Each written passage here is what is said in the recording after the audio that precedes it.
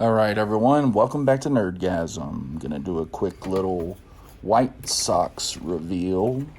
A little 4-card White Sox sub that I did.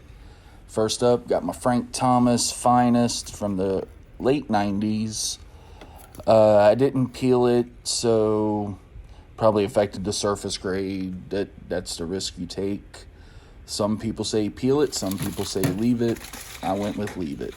The next 3 are going to be cards that I won in a raffle and submitted for grading. This one here is a Luis Robert, and it says mythical on the label. This is an optic, not a mythical. Let's see what happens when I pull the mythical. And it says optic. So these are going to be going back to my friend Josh Cade with Cade's bulk grading. More on him later in this video.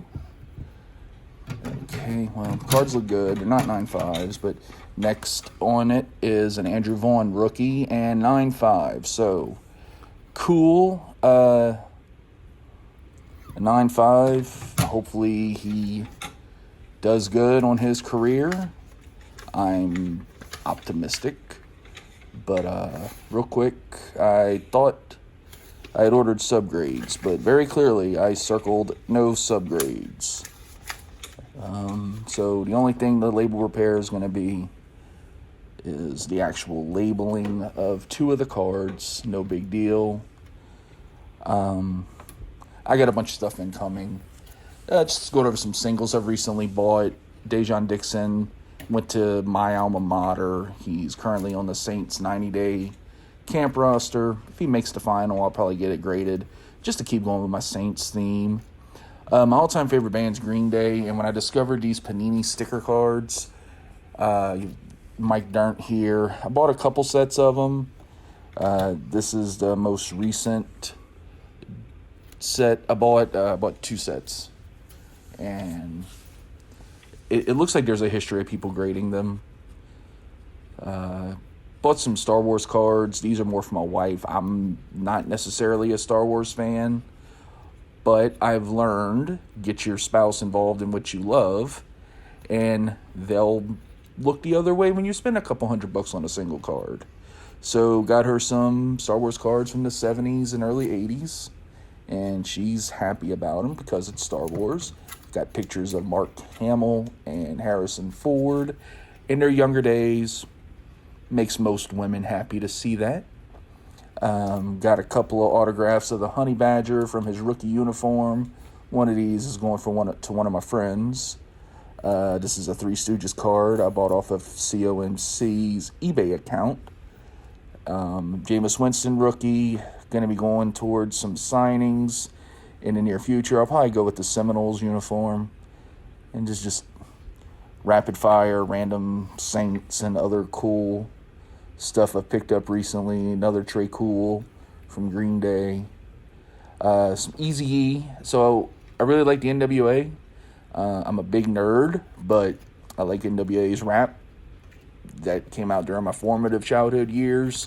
I shouldn't have been listening to all those F words, but, I found out these trading cards existed thanks to one of the YouTube channels I follow. Might have been Crystal's channel.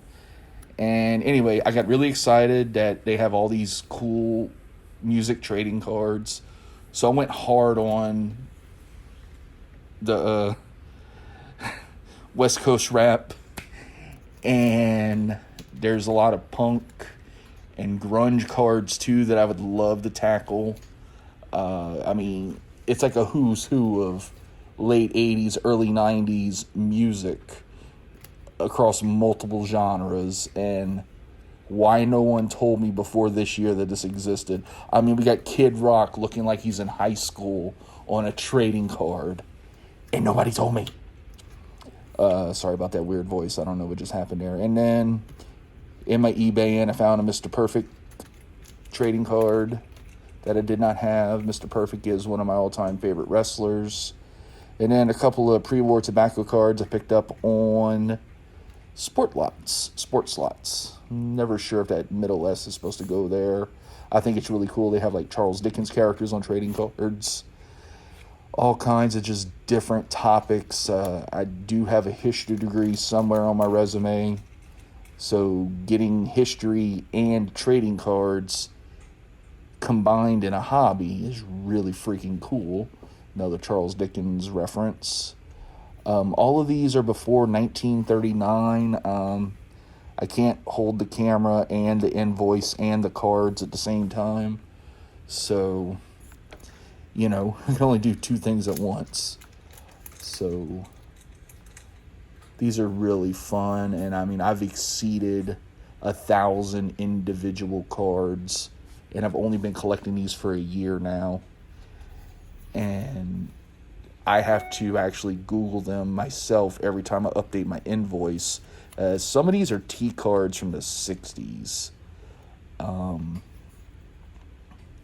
They didn't put copyrights on them back in the day.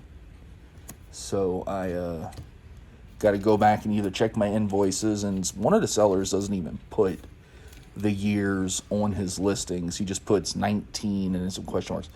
Breeze Rookie, a friend of mine had a copy of this, and I liked it, so I went and tracked it down myself. Soon as I feel a little better about current BGS, I'll submit it for my registry. Until then, I am still accepting submissions from 2021. That one's definitely a T card. That is stained on it. But that's why it only cost me $0.25. This is a T card. The difference between a T card and a tobacco card is at some point they realized that these were promoting smoking, I guess, and they started putting them in tea instead of tobacco. But even then, that's not too valid. We just saw in Jarvis Landry to the Saints, because people were smoking pretty prematurely in the 60s too. So I really don't know the history of smoking awareness in this country, or tobacco awareness, and I'm not gonna pretend like I know. I just know at one point cards were in one product, and then they went into another product, and then they became their own standalone things. Somewhere in between all that, bubblegum was involved. And, just obviously I'm a Saints fan. I'm a Drew Brees fan. I really don't have many graded cards to reveal this week, so it's a singles ungraded showcase today, let's say. But anyway, you can definitely check out my myslabs page for any purchases that you would want to make. Here's the link. And like I was saying earlier, Josh Cade is now working with Diamond Elite Card Services, so you can find them on Facebook for all of your needs. I'm still feeling them out. I've sent off one order since Diamond Elite and Josh started working together. Everything in the next couple of videos is stuff I submitted to Josh when it was him and his family members doing all the subbing for us. Now he's in affiliation with a bigger business. From what I can tell, nothing for the collector has changed. All the changes are behind the scenes and are to help him. And hey, whatever. Nothing else seems to have changed for us, and I'm down with that. Thank you for tuning in to Nerdgasm.